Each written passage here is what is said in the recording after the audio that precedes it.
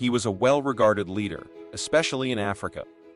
There are discussions concerning Gaddafi's legacy and the effects he had on Libya, but his tenure and ultimate downfall continue to be of great historical and geopolitical significance. African leaders can learn various lessons from his rule over Libya, both positive and negative. Born in 1942, Muammar al-Gaddafi was the de facto leader of Libya from 1969 until his death on October 20, 2011, in Sirte, Libya. When a protest toppled Gaddafi in August 2011, he had reigned for more than 40 years. In October 2011, after he had escaped for several weeks, he was assassinated by rebel troops. Welcome to the Afro page. Before we dive into this interesting discussion, let me remind you something. If you have not yet subscribed to my channel, don't forget to subscribe and press the bell icon so that you don't miss out on any newly uploaded videos.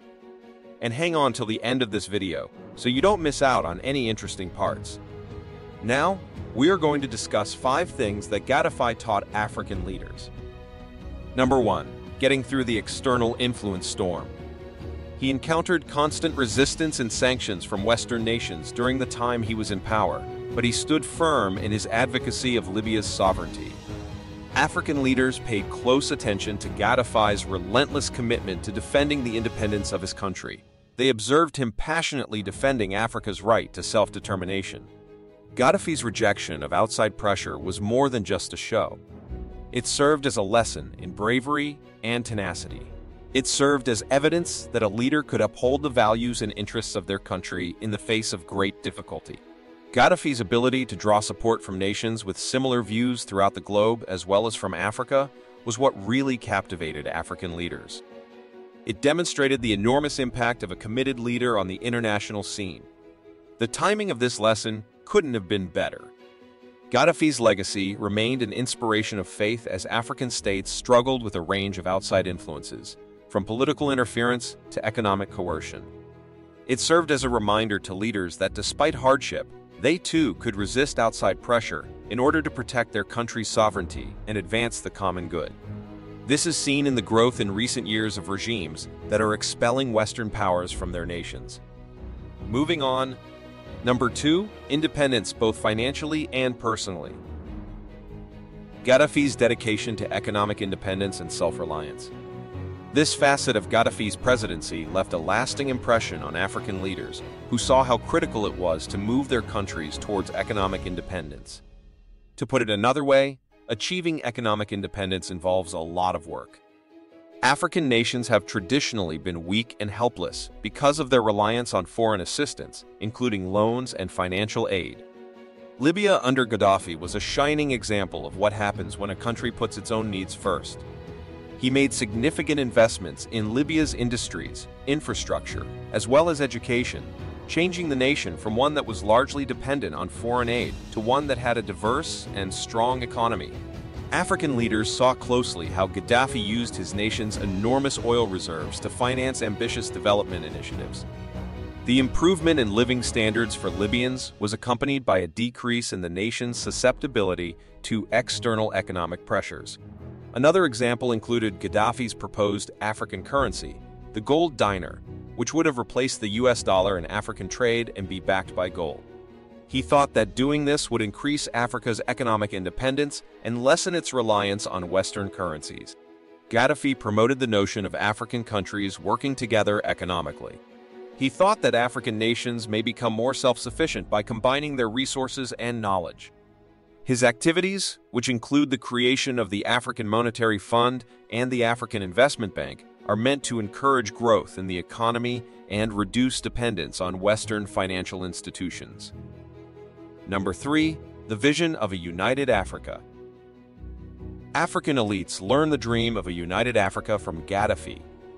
African leaders were captivated by Gaddafi's expansive ambition. Although it is important to remember that prominent individuals had already addressed the idea of a united Africa before it was introduced by Gaddafi, Gaddafi's representation of this vision captivated the attention of African leaders. The united Africa that Muammar Gaddafi imagined was nothing short of revolutionary. He thought that Africa's unity was its greatest asset. The centerpiece of Gaddafi's ambitious plan was the United States of Africa. Leaders of African nations all throughout the continent were captivated by this daring and ambitious concept. One significant event occurred during the 2009 summit of the African Union in Sirte, Libya. He underlined the necessity of African unity throughout his address and suggested the establishment of a unified African currency, government, and armed forces. African leaders had differing opinions on his ideas. Gaddafi's views were embraced by some African leaders who saw it as a way to make their continent stronger and more powerful internationally. Some, such leaders of the African nations that make up the Northern Arab world, were unsure and worried about the difficulties involved in uniting different African states into one. The leaders of Africa kept debating and discussing Gaddafi's vision. Next up, number 4, strategic planning's power. Libya was placed under international isolation at the beginning of the 2000s because of claims that it was involved in multiple terrorist attacks, such as the 1988 Lockerbie bombing and the 1986 bombing of a Berlin nightclub. Consequently, Libya was subject to sanctions by the United Nations, which severely restricted its foreign relations. Gaddafi decided wisely in 2003 to engage in settlement talks with Western countries in order to remove the sanctions and allow Libya to rejoin the international community. His strategic planning was evident in this decision, which had a significant impact on Libya's future. African leaders saw that Gaddafi's ability to think strategically helped him negotiate the dangerous streams of international politics and economics. Last but not least, number 5, diversification among alliances. Gaddafi did not stop at forming connections with just a few people. He was an avid supporter of establishing connections with many other countries. In addition to countries in Africa, Gaddafi's outreach included those in the Middle East, Asia, and even parts of Latin America. He realized there could be dangers in depending just on a small group of strong friends. Through broadening his diplomatic network, he made sure Libya had a strong international base of support. African leaders observed carefully as Gaddafi manipulated through complicated geopolitical circumstances with the help of his many relationships. Amid pressure from the West, Libya was able to preserve its economic stability and sovereignty thanks to its capacity to make deals and bargain on several aspects. Gaddafi made an intelligent choice to form an alliance with Russia in 2008 amid the conflict between Georgia and Russia regarding the breakaway regions of South Ossetia and Abkhazia. This incident demonstrated Gaddafi's ability to communicate with nations that are not under the Western world's influence. Russia's actions in Georgia were criticized at the time by Western countries, especially the US and the EU. Nonetheless, Gaddafi openly praised Russia's stance in the war. He stood with Moscow on the international front by supporting Russia's position and opposing the interference of the West in the area.